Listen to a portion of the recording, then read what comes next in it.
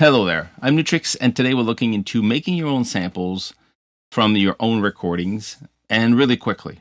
One of my ways of making samples is to just record, let's say, one kick, one snare, every beat for maybe 5 to 6 minutes. I've got a lot of different versions of the sound that drum machine can make, for example.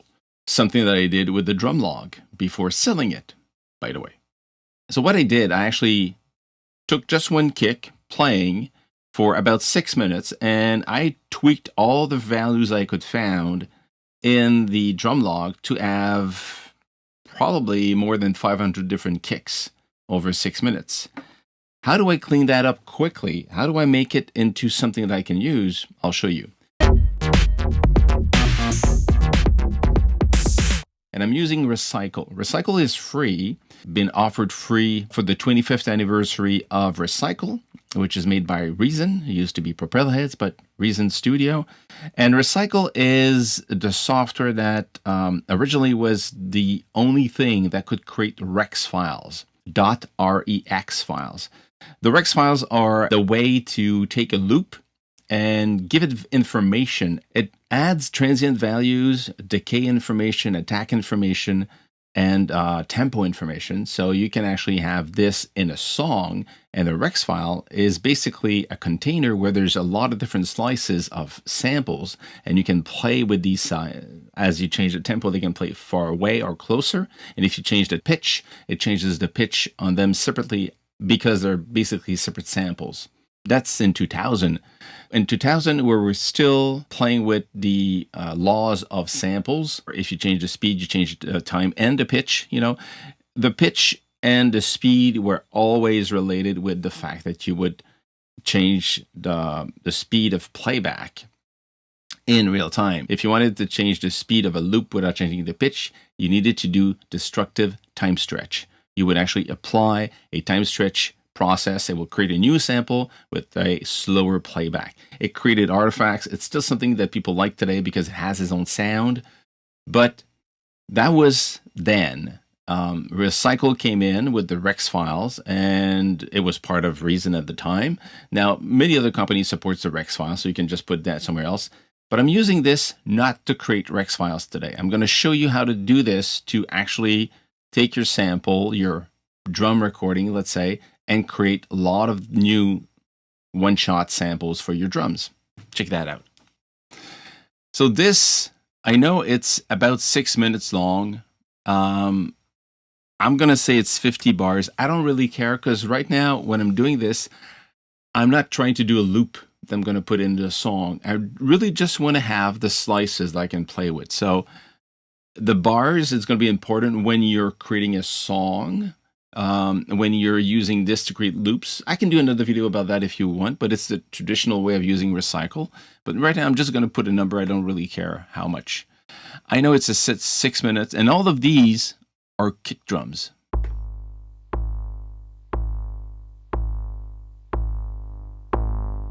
And I'm changing the values as I'm going along.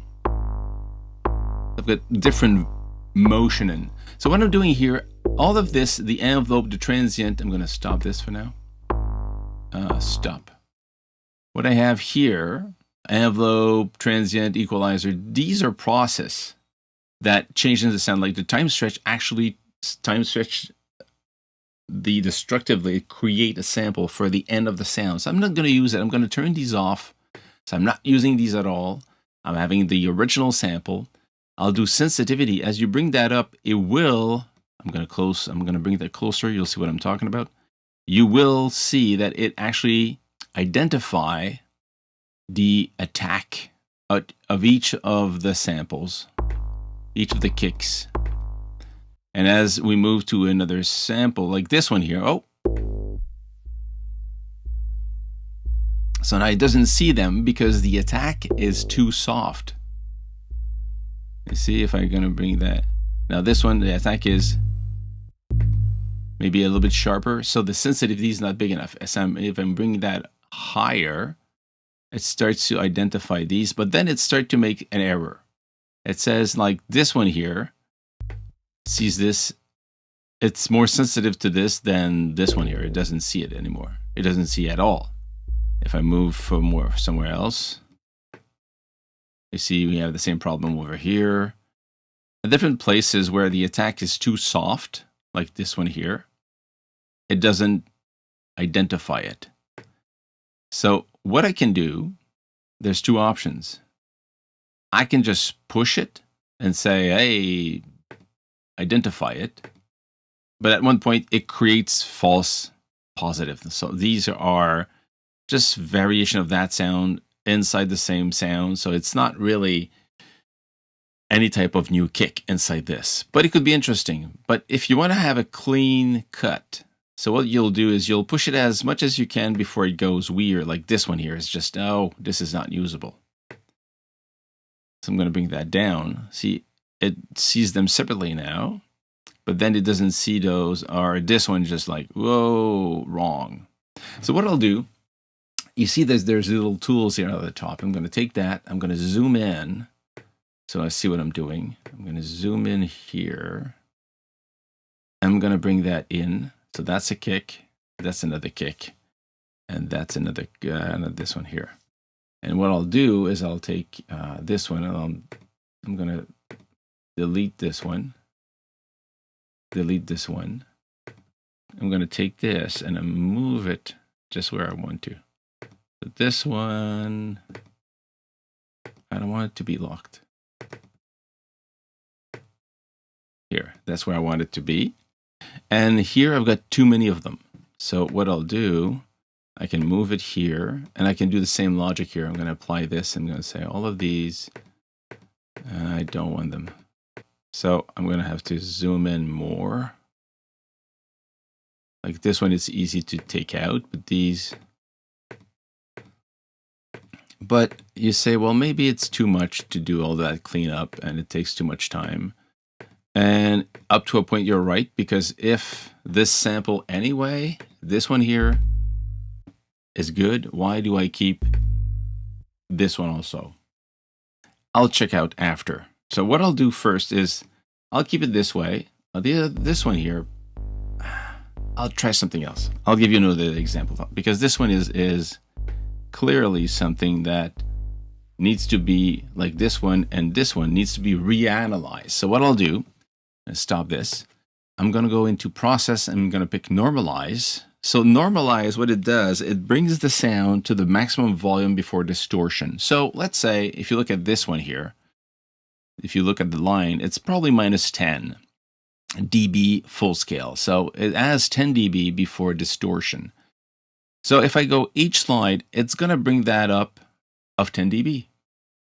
10 dB is up, so it maximizes the volume, it normalizes it, but it will not distort. So what I'll do, I'll say, I don't want the whole file. You would take a whole file if you wanted all the sound to have the same reference, like you're playing a loop. In this case, I'm creating new slices, so I don't care if one is louder than the other. I want them to be all at the maximum volume. So I'm going to each slices, so we see all of them now. And then, okay, now these are louder, and these are louder, but it still doesn't see them. So what I'll do, I'm going to go process again, reanalyze. And you see now these have added new detection, and these are maybe too much now. See, I can bring maybe some of them. So for a lot of those over here, I now have something I can deal with. Most of them here are clean. And this one here,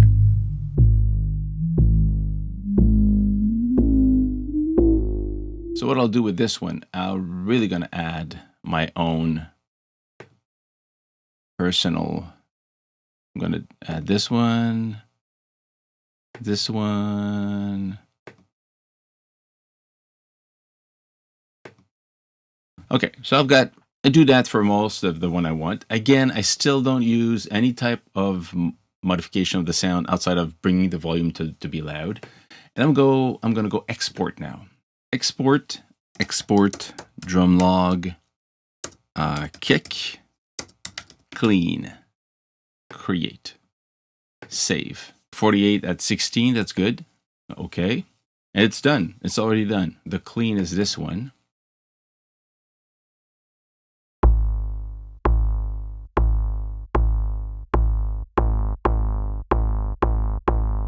So I've got,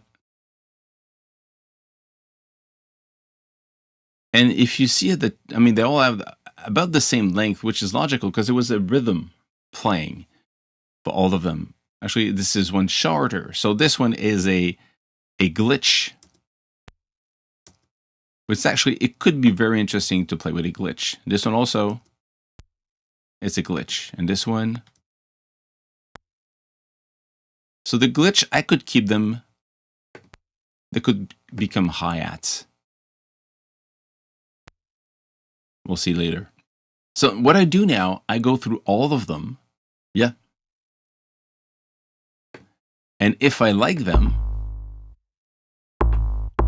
for each of the states of the kick, I try to pick like 5 that represent different version of that state. I listen to all of them, and if I like them, at the beginning here, I'm going to type something like 1, you know, for the first version. And this one's going to be 1 also. All the ones that are in the same style or in the same state, I'm going to put them 1, then 2, 3, 4, 5. At the end, I'm going to have a pack of maybe 100, maybe 150 different version. And that's the one I'm going to release, or I'm going to keep for myself. What I'll do also, I can go back to the recycle, and then I can play with these. I can say, well, let's say fake backward, synth chopper.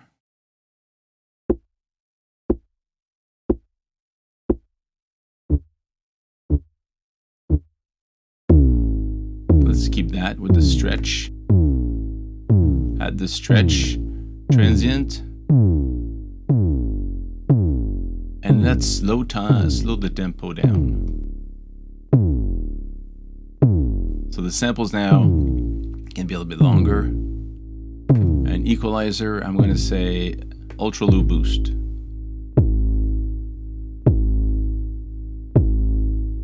So now if I export this again, it will be with these effects applied to the sample. I'm going to go, did I normalize again? Should I normalize again? Let's say normalize again. These slices won't be too much. And I'm going to go export, Drumlogue, processed. And go. And yep. And it's done.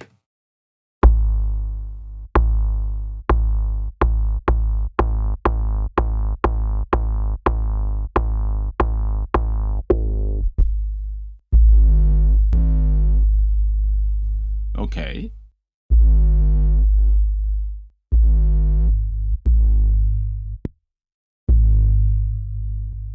So then I note these down and I'll make my best of, and that's going to be part of my Drumlogue kick sample pack. So that's it. That's how I'm going to do this quickly, and I have a bunch of sample I can play with. Of course, I could process them more, but if I want to have the original sound, that's one way to do this. So it's a quick way. You record your variation of the sound, go through the recycle to slice them up, you export that, and you can do it again with some process to have another texture of it. And then you've got really a huge amount of sample you can play with very quickly.